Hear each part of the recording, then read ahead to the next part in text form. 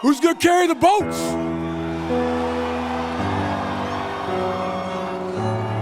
Thank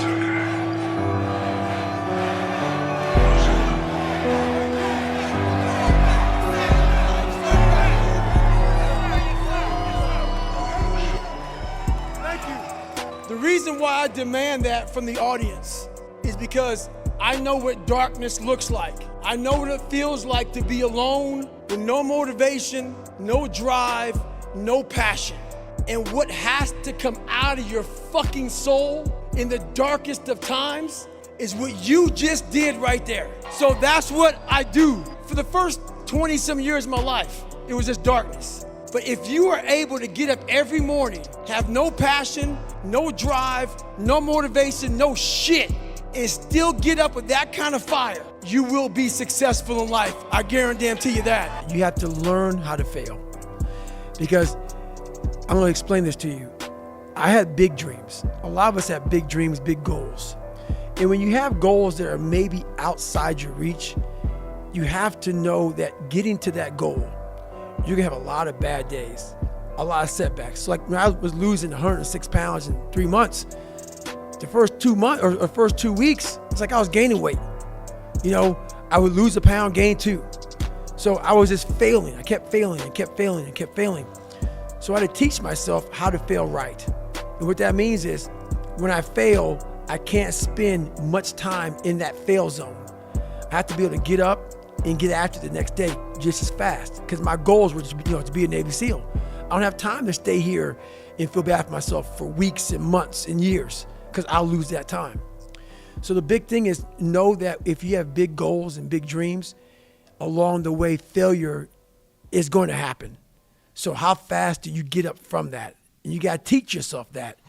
But the biggest key to success in anything you do is you got to have an unlimited supply of fucking fuck you. This drive and passion, and it may come from nothing. Like for me, there was no passion, no drive, no nothing. But I had this fire that I'm going to be somebody. And it has to be there, because on all those bad days and all those days you don't want to do shit, you have to be your own motivator, your own coach, your own trainer, your own everything. So to do that, you have to come into work, and work is whatever your work may be, ready to go. And what that means is you may have failed miserably yesterday, but you come to work like, people are like, man, you just lost everything. How the hell are you this fucking damn motivated? Because this is what it takes. This is what the fuck it takes. And you got to get it from wherever you can. Whether you make up this illusion of your life or this false reality that gets you motivated, whatever gets you motivated, it's got to be here at the tip of your brain at all times. Because in those dark moments, you got to pull it out. So that's the big thing for me, man. I was always fired up at all times. While they say it takes 3 weeks to develop a habit or it's always this hacky shit. I'm gonna tell you right now, 30 days ain't gonna do shit for you. The permanent, you wanna make it permanent. Permanent, you start talking about a year, 18 months, 2 years, that's a sacrifice. And when you commit yourself to something for a year, you're not gonna say, oh, I'm gonna let that go. Because in your mind, you have it clear as day. That year took a lot out of me. That year built me. That year started to scrape away all that scar tissue, started to clean me up. 30 days doesn't clean shit up. 30 days just kind of covers up, put a blanket over it. It's like putting a rug over it. A year, it cleans you up nicely, man. Whatever your problem is, if you can dedicate yourself for a year to something, you can be a changed person. What are you willing to give up? What are you willing to sacrifice? What are you willing to forgo? Because a lot of people, like this guy came in one time, I was a trainer. And he goes, man, I can stop doing anything but my frappuccinos. I go, fucking leave. Because I'm looking for that person like me. People, it's hard for people to understand how I lost 106 pounds in less than 3 months. I sat down at the table and I said to myself, what are you willing to give up? Everything. And when people come to me, that kind of mindset, I can work with you. When you are willing to strip yourself down to nothing and give everything, that's who I want to work with. Because now I can mold you into exactly who you want to be. When you put these restrictions up, and that's why my first question is, how bad do you want this?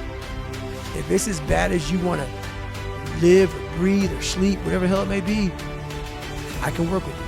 A lot of people, most people don't want it that badly. Which is why they always ask the question, how do you get to where you are? You know how to do it. You know exactly how to be you or how to be me.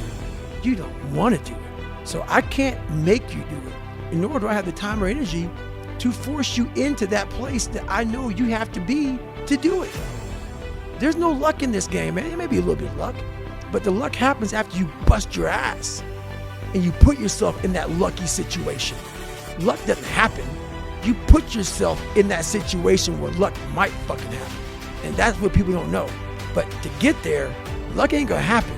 You have to put yourself in that situation, man. It takes a lot of work. Is that I keep it real. I'm not superhuman. I'm definitely not Superman. So when I talk to you all, understand these are the things that I had to tell myself.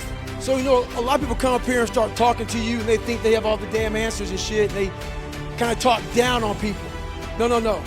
I know exactly what it feels like to be lost, to want to quit every day of your life.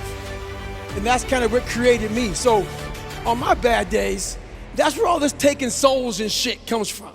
So on my bad days, I had to imagine a false reality. So for me, for instance, I was 300 pounds, a lot of you guys know my backstory, and a black kid, I was the only 36th African-American Navy SEAL in over 80 years. Think about this though. Think about how I wanted to quit. I was afraid of the water. My favorite meal was chocolate milkshakes with chocolate donuts. I didn't run, and I was afraid of the water, and I was 300 pounds. And I have a pipe dream of going to go be a Navy SEAL. Every morning I woke up, and I had less than 3 months to lose 106 pounds to get into the Navy. Every morning I woke up, I wanted to quit. During runs, I quit. During my diet, I quit. During swims, I quit. I quit every single day during this 2.5 months. But at the end of the day, what kept me going was I saw a video of 18 men graduating from Navy SEALs training. And all I thought about was, what if my black ass can be up there on that fucking stage one day and I can pull off this fucking miracle that no one saw. There wasn't no fucking social media. There wasn't no watch David Goggins lose 106 pounds in 2.5 months. There wasn't no, diet plan and shit. No, there was nothing. No one saw it. My mom, she's here in the audience right now. She saw it, and she's the only one that saw the transformation. But I knew it. I saw it. The whole accountability mirror that I talk about and Can't Hurt Me, every morning I woke up, I had a real conversation with that dirty mirror. And every day, the same answer came back to me.